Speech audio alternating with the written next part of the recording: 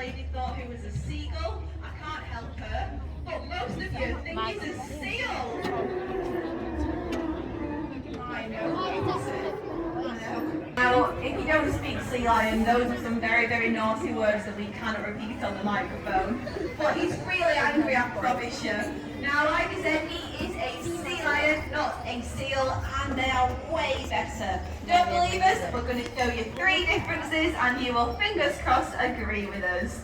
Now, one of these differences is a little bit more difficult to see because it's actually on Bounty's head. So on either side of his head, he has little earlobes. They're really, really cute. They stick out. So if you can see earlobes on those heads, you are looking at a sea lion. Seals don't have anything there, they just have a hole on their head instead.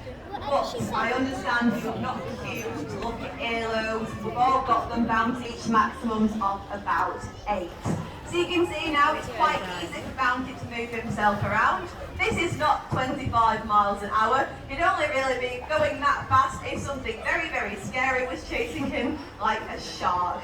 Thankfully there's no sharks in our water. That's quite handy.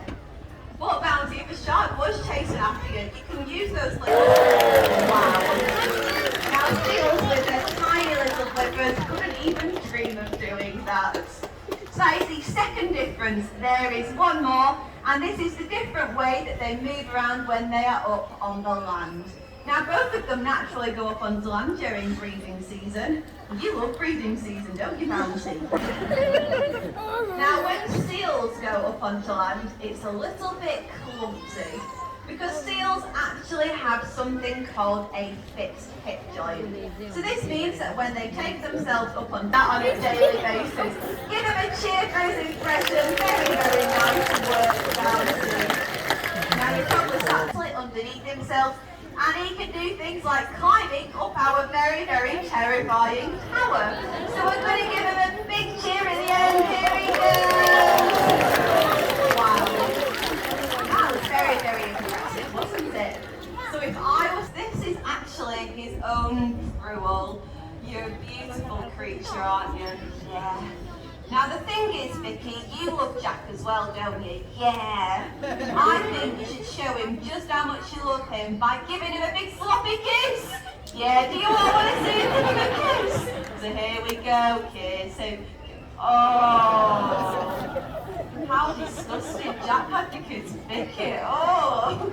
Now Jack, you are still really, really friendly. So if you give everyone a wave, he will give you one back. Now Jack, you are going little steps. Now the targets are wonderful, but they're Now Vicky, I don't even think they tried. I'm not angry, I'm just disappointed. Now come on boys and girls, you can be as loud as you want. So here you go, we've got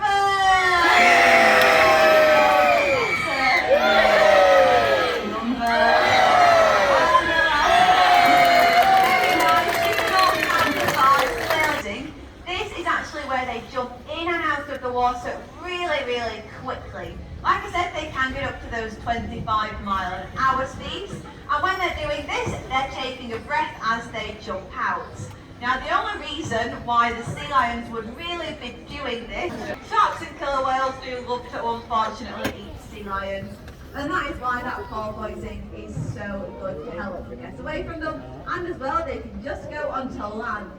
Now Jack, you can also do other things to confuse sharks. Now we're going to finish on this hopefully and see how well you can do this, but you're going to confuse the sharks, so what are you thinking? Here we go. It's got to make lots of splashing, lots of confusion.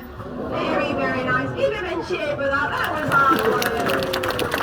Sea lions don't do flicks, anything like that, and that really, really confuses sharks because they can't do it. So well done you, Jack, for not getting eaten today. Now this does just about bring us to the end of our sea lion show, but both of our boys have worked really, really hard, so please do give them a great big cheer. Now, you guys are free to go whenever you like, just through the doors over to your right. If you have any questions about any of the sea lions, Vicky and I will be around the side of the stage, and you can ask them if you like. If not, that one will eat.